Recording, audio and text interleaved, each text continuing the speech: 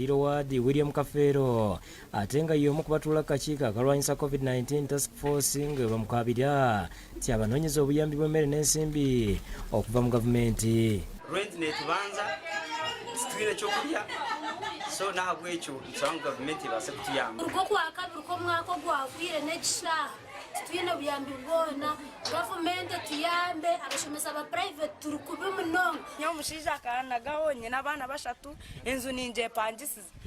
Ode wadatanye na family y'abaana bataano. Nyana nesa lote bari kwetwaje kyokka ssente bagezaako okwasaganya ensonga zino ng'aliwo n'omubaka wa disitulikiti ya Ntonde Enos Asimwe ne babaleetera motoka bbiri ez'amatooke naye era bangi ne batafunako olw'okulunda embizzi okufuna ennyingiza ey'amangu bakomye okusabiriza. Natandika mpolampola natandika n'embizzi zaali 6 naye kati tuli mu 150. naye obuzibu bwesinga okufuna buzibu bwa amazzi gava wala. Mu kitundu kino abaali abayizi kati baafuuka batembeeyi nga n'abamu ku baali abasomesa baabwe basiika capati n'okwokya omucyomo. Twena baturekura omurundi gumwe baana barekura kuba batakwenda babiriki.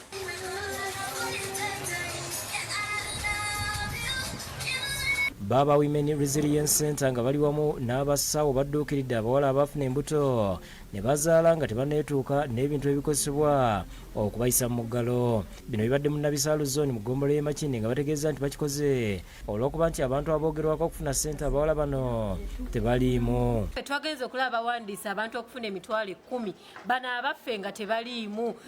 Twasuba tuli bubunye ne tugamba abaana baffe tukoze tutya babano nga bwe mbalaba balina ne baana bannaabwe ne twekuŋŋaanyamu nga bwe mutulaba. Basabye gavumenti okudduukirira abawala bano nga basomesebwa ebyemikono.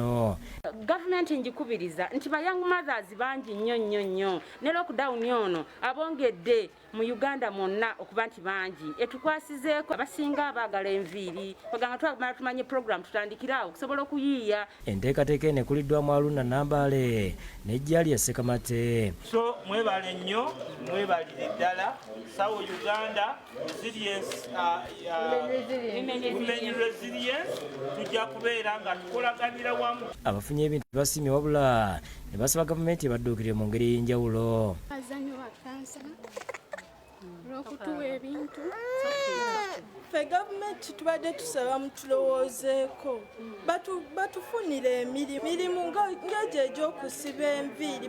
William Sande ne Yuda Namyalo ebakusakidde gwe lino kwa Bukedde TV. Atebo abakulembeze b'Erakai bavudde mu mbeera ne batabukira yinginiya wa disitulikiti lwakuva ku bye bamulagira okukola ku luguudo lwabwe. Ono bamulagidde aluddemu ng'embeera tennaba kusajjuka. Abakulembeze b'Erakai okutabuka kiddi yinginiya wa disitulikiti eno Julius Senta mu okusitula ebyuma bya disitulikiti ebikola enguudo natandika okukola oluguudo oluva ekibati okudda enamugo mu ggombolola y'Ekakyera. Oluguudo luno luliko obuwanvu bwa kilomita 18 ng'okusinziira ku mbalirira lwasibwako ensibi obukadde 30 kyokka nga balina kola mu bifo ebisinga okubeera ebibi naddala ng'enkuba etonye. Baali bagambye Rwanda bakatadde nga ni kilomita 40 nicyo bagerera hona chairman witakagira ngu miliyoni 108 tizikubasa kweza.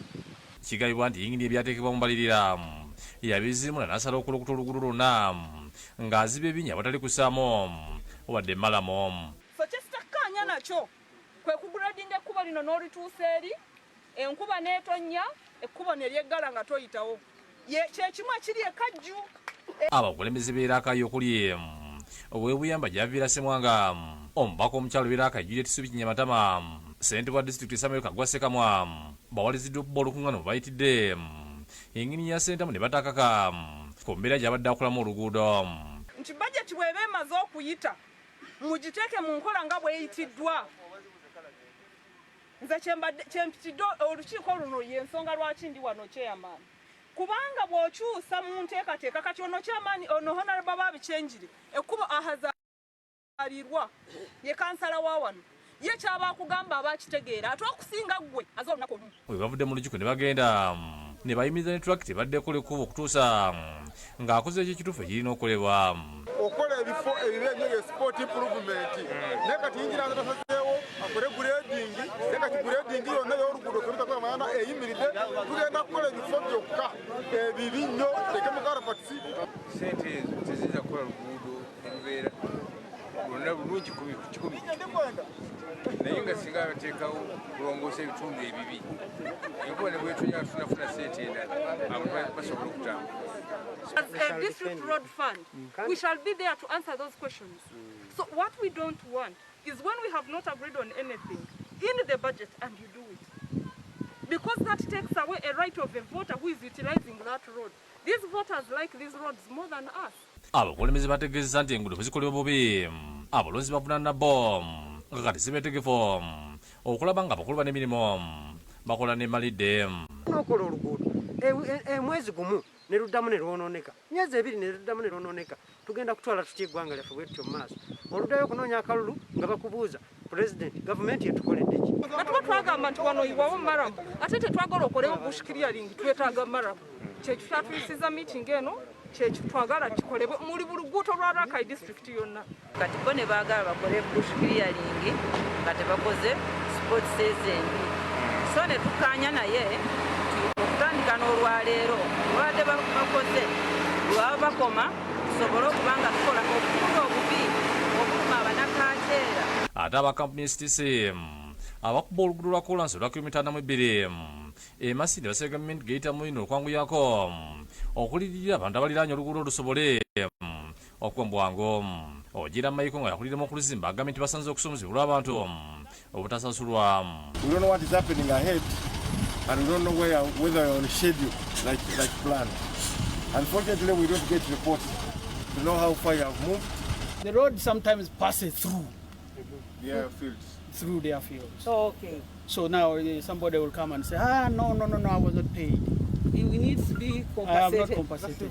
How do you see that? Is it okay for the road just to go through someone's garden? No, that is why we leave them.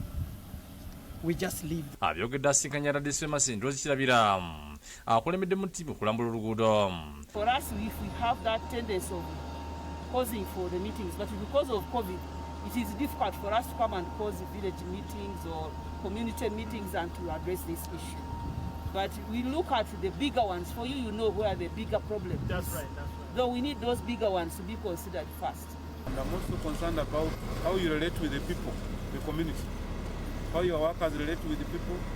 Yowa John Bosco ne Joseph Bagume bakasikidda mu lwegano lwa Bukedde TV. Tetugenda kusobola kusukka wano 23 zeziyise ku ssaawa munzikiriza nkusibule nkujjukiza nti ku Urban TV ku ssaawa 3 tujja kutusaako amawulire mu lulimi Olungereza so nga ku ssaawa 4 tujja kutusaako agataliiko nfuufu ku Bukedde TV tosaanidde kubaako n'agamu gosibwanze Aida Nakazibule mbadde n'emivu mulungi oweraba.